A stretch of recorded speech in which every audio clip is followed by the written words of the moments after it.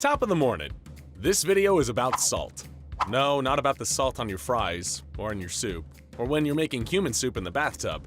It's about salt in the ground.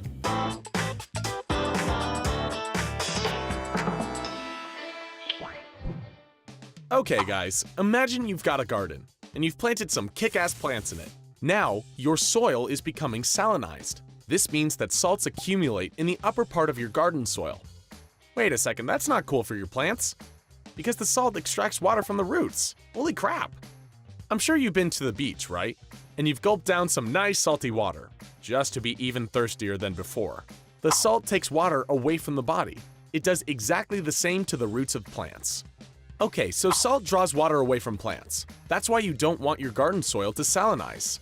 Now, the question is, why do soils become salinized? Or, put differently, why does salt accumulate in the topsoil of some soils?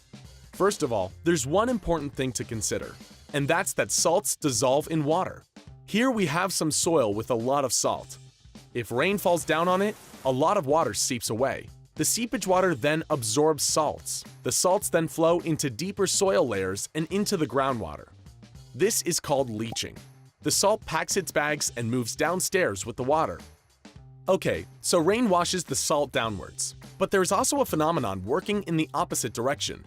Evaporation. Under very warm conditions, plants and soil give off a lot of moisture to the atmosphere. This causes water to rise through the pores in the soil. It is sucked upwards by the sun, so to say. This is due to the so-called capillary action.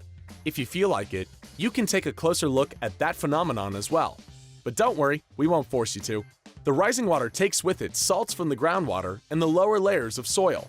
This salt then accumulates in the topsoil, where the roots of the plants are, and that's pretty annoying. Okay, anyways, if it's not raining all the time in our garden, sometimes the water moves down and sometimes it moves up. In other words, sometimes there's more precipitation and sometimes there's more evaporation. It's very important to look at the situation throughout the year, which is what we call the water or hydrological balance. The water balance can be positive or negative. Okay, so what's a positive water balance? The total amount of precipitation is higher than the quantity that evaporates. In total, there's more sinking water than rising water. If the water balance is positive, the salt moves from the top to the bottom. On the other hand, we can also have a negative water balance. Taken over the entire year, more water evaporates than is replenished through precipitation. In other words, the salt rises up into the topsoil to accumulate there. With positive water balance, we have desalinization of the upper soil layer.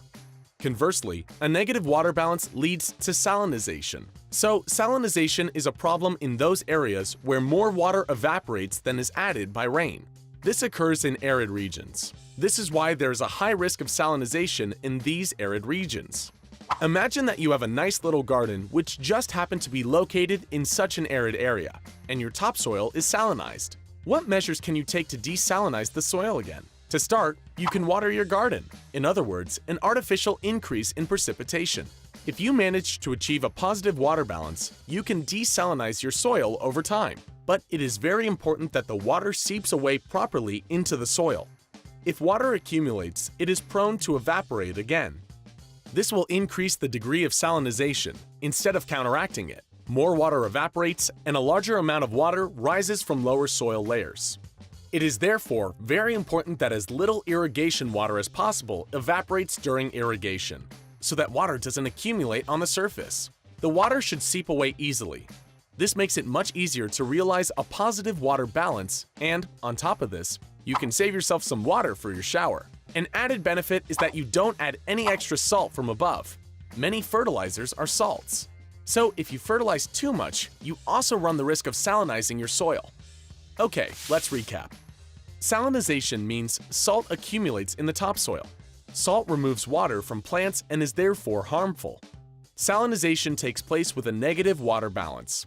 You can avoid salinization by, for example, proper irrigation or avoiding mineral fertilizers.